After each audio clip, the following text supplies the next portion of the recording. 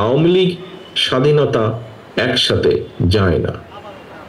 আওয়ামী লীগ আর গণতন্ত্র একে অপরের শত্রু। বিগত পলাতক স্বৈরাচারের সময় আমরা দেখেছি গণমাধ্যমের প্রতিটি শাখায় অধিকাংশ ক্ষেত্রেই বস্তুনিষ্ঠতা প্রায় হারিয়ে গিয়েছিল।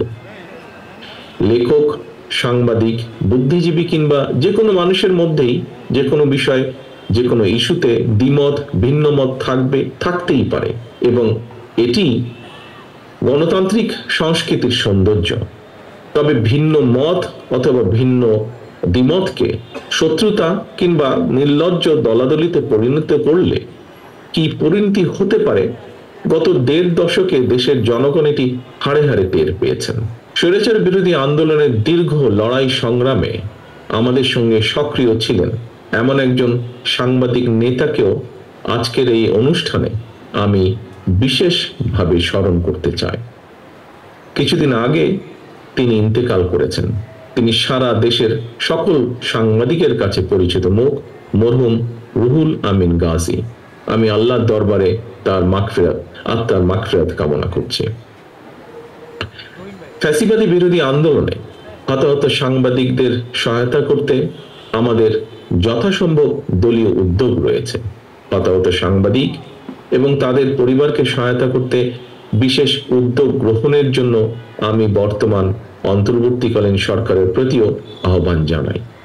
একই সঙ্গে স্বৈরাচারী শাসন আমলে রাজনৈতিক কারণে যেসব সাংবাদিক চাকরি হারিয়েছেন কিংবা দীর্ঘদিন থেকে বেকার রয়েছেন, তাদেরকেও সাধ্যমতন চাকরি দেওয়ার জন্য আমি বিভিন্ন সংবাদপত্রের ব্যবস্থাপনা কর্তৃপক্ষের প্রতি আহ্বান জানাই। প্রিয় সাংবাদিক বন্ধুগণ, লেখক, সাংবাদিক, বুদ্ধিজীবীগণ, একটি রাষ্ট্র ও সমাজের অন্তর্নিহিত শক্তি। কোনো কিছুর পক্ষে বা বিপক্ষে অবশ্যই তাদের সুচিন্তিত মতামত থাকতে পারে বা থাকবে অবশ্যই। তবে আমি এই মুহূর্তে এই বিষয়ে কোনো একাডেমিক আলোচনায় না গিয়ে বরং বিশেষ করে সাংবাদিক সমাজের বন্ধুদের কাছে আমার একটি ব্যক্তিগত মতামত তুলে ধরতে চাই, এবং তা হলো সাংবাদিকতায় মনে হয় বস্তুনিষ্ঠতা বজায় রাখা অনেক বেশি গুরুত্বপূর্ণ। বিগত পলাতক স্বৈরাচারের সময় আমরা দেখেছি গণমাধ্যমের প্রতিটি শাখায় অধিকাংশ ক্ষেত্রেই বস্তুনিষ্ঠতা প্রায় হারিয়ে গিয়েছিল।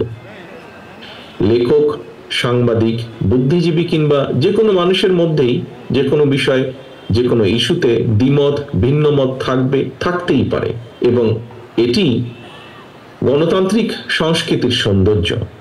তবে ভিন্ন মত অথবা ভিন্ন দ্বিমতকে শত্রুতা কিংবা নির্লজ্জ দলাদলিতে পরিণত করলে কি পরিণতি হতে পারে, গত ১.৫ দশকে দেশের জনগণ এটি হাড়ে হাড়ে টের পেয়েছেন।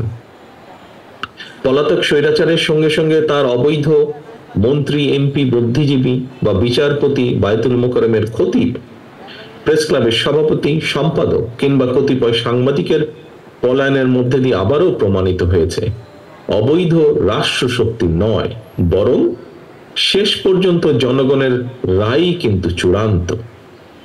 প্রিয় উপস্থিতিবৃন্দ, ১৯৭৫ সালের ৭ই নভেম্বরের আগের স্বাধীনতা উত্তর বাংলাদেশ কিংবা ২০২৪ সালের ৫ই আগস্টের আগে ১.৫ দশকের বাংলাদেশের বর্তমান প্রজন্মকে দেখিয়ে দিয়েছে যে আওয়ামী লীগ স্বাধীনতা একসাথে যায় না। আওয়ামী লীগ আর গণতন্ত্র একে অপরের শত্রু।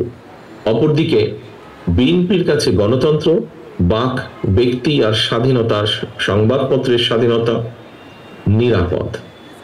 প্রিয় সাংবাদিক বন্ধুগণ, বিতাড়িত স্বৈরাচারের পলায়নের পর গণতান্ত্রিকামী জনগণের আকাঙ্ক্ষা পূরণে এক বিশাল দায়িত্ব নিয়ে আজকের অন্তর্বর্তীকালীন সরকারের যাত্রা শুরু হয়েছে।